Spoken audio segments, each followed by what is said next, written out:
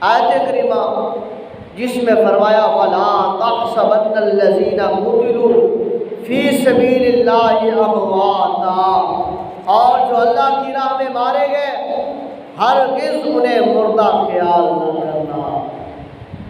گویا حضرت امام علی مقام حضرت امام حسین رضی اللہ تعالیٰ عنہ حکومت کے لیے نہیں، بادشاہت کے لیے نہیں، لوگوں کے سامنے واہ کروانے کے لیے نہیں،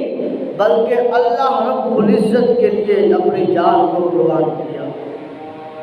تو جو اللہ کی راہ میں اللہ کے لیے جان قربان کرتا ہے تو قرآن کہتا ہے جو قرآن لے کے آنے والا بھی پاک ہے، جس سے لایا گیا وہ بھی پاک ہے،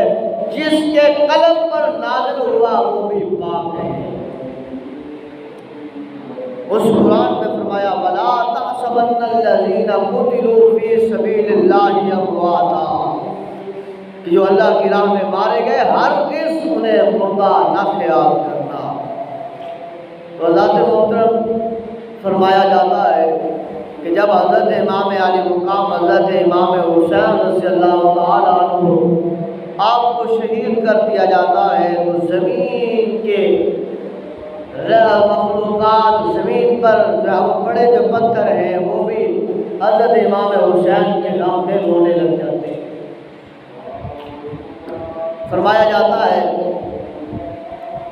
حضرت ام حبان رضی اللہ تعالی عنہ آپ فرماتی ہیں کہ یوم قتل الحسین ظلمت علینا ثلاثا ولم یسمع منا احد من زعفرانهم شیئا یجعله على وجهه الا احترق ولم يقلب حجر البيت المقدس الا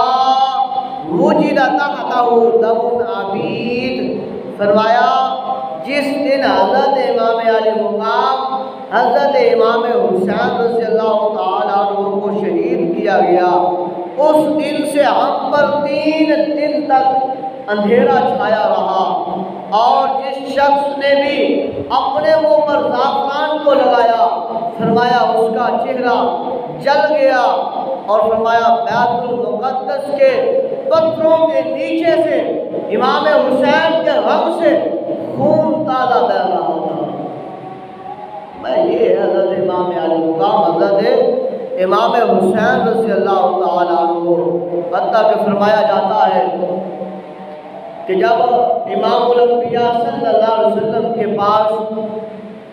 حضرت امام حسین رضی اللہ تعالیٰ عنہ کی شہادت کی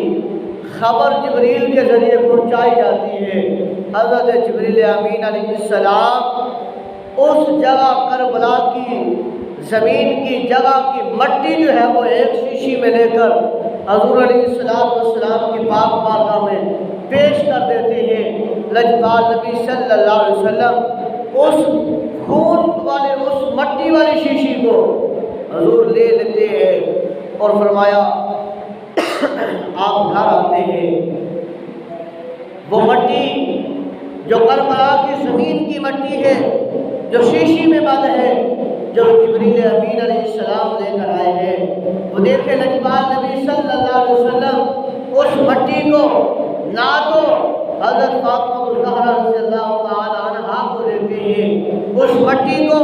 نہ تو حضور علیہ السلام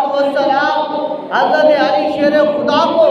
رضی اللہ تعالی عنہ کو دیتے ہیں، اس مٹی کو لجپال نبی صلی اللہ علیہ وسلم نہ تو کسی اور صحابی کو، ابوبکر صدیق کو، عمر بن خطاب کو، عثمان ذی النورین کو رضی اللہ تعالی عنہ اجمعین کو دیتے ہیں، بلکہ وہ مٹی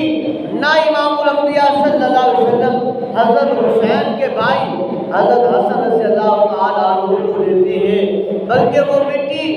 نہ حضرت عائشہ صدیقہ رضی اللہ تعالی عنہا کو دیتے ہیں، نہ حضرت حفصہ رضی اللہ تعالی عنہا کو دیتے ہیں، بلکہ وہ مٹی امام الانبیاء صلی اللہ علیہ وسلم اپنی بیوی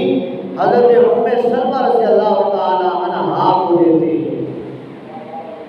اور فرماتے ہیں اے ام سلمہ دیکھنا جب میرا یہ نواسہ